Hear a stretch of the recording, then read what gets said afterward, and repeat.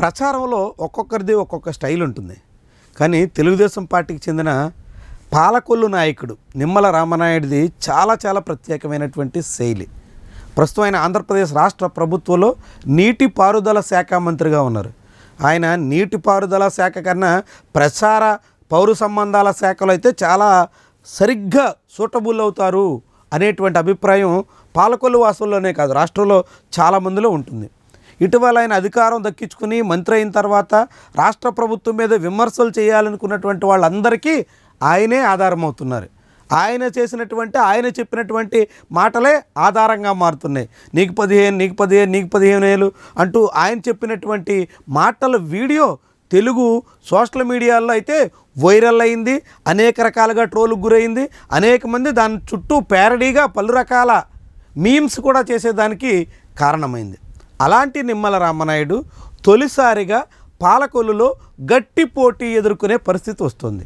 ఎందుకు అంటే ఎన్నికల ముందు చెప్పినటువంటి మాటల అమలు విషయంలో రామనాయుడు దాటవేస్తున్నారు.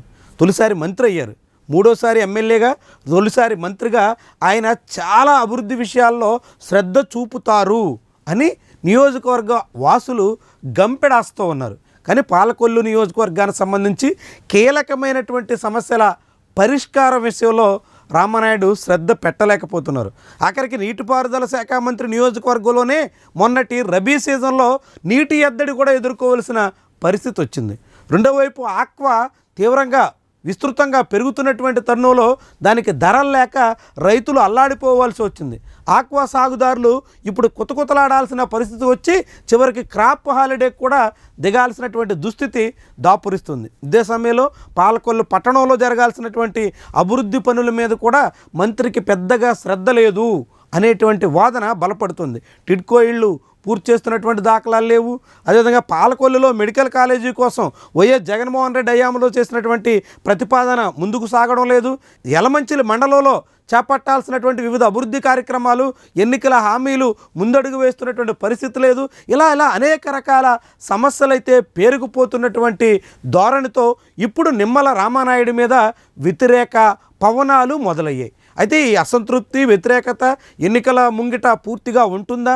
ఎన్నికల నాటికి రామనాయుడు ఇదే రీతిలో వ్యతిరేకతను చవిచూడాల్సి ఉంటుందా అంటే అప్పటికి చాలా పరిణామాలు మారేదానికి అవకాశం ఉంటుంది.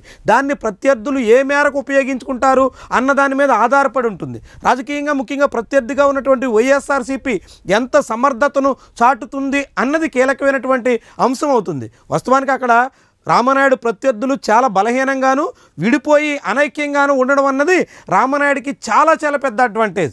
ఇప్పటికీ కూడా వైఎస్ఆర్సీపీలో బలమైనటువంటి ఇన్ఛార్జ్ కానీ, ఉన్నటువంటి నేతల్లో సఖ్యత కానీ ఏదీ లేకపోవడం అన్నదే అక్కడ తెలుగుదేశం పార్టీకి, రామనాయుడికి పదే కలిసి వస్తున్నటువంటి అంశం. ఇప్పుడు కూడా వైఎస్ఆర్సీపీ తన బలహీనతని సరిచేసుకుని బలమైనటువంటి నేతని బరిలో దింపేదానికోసం ప్రయత్నం చేయగలిగితే రామనాయుడికి వచ్చే ఎన్నికల్లో మాత్రం చుక్కలు చూపించక తప్పని పరిస్థితి వస్తుంది అనేటువంటి అంచనా వైఎస్ఆర్సీపీ కేడర్లో ఉంది కానీ ఆ పార్టీకి సంబంధించిన పాలకొల్లు లీడర్లో కానీ, లేదంటే ఆ పార్టీ అధిష్టానానికి కానీ అక్కడి నియోజకవర్గం మీద పెద్దగా శ్రద్ధ పెట్టాలనేటువంటి దృష్టి అయితే కనిపించట్లేదు. దీన్ని అడ్వాంటేజ్గా తీసుకుని ఇప్పటివరకు విస్తృతంగా ప్రచారం ద్వారా ప్రజల్ని మెప్పించిన రామనాయుడు మరోసారి కూడా తనకేమీ డోకా ఉండదు అనేటువంటి ధీమాతో సాగుతున్నట్టుగా కనిపిస్తుంది. కానీ ఇటీవల యలమంచిలి మండల పరిషత్ ఎన్నికలకు సంబంధించి ఖచ్చితంగా తెలుగుదేశం పార్టీ ఎంపీపీ పీఠాన్ని కైవసం చేసుకుంటుందని ఆయన గట్టిగా నమ్మారు. దానికి తగ్గట్టుగా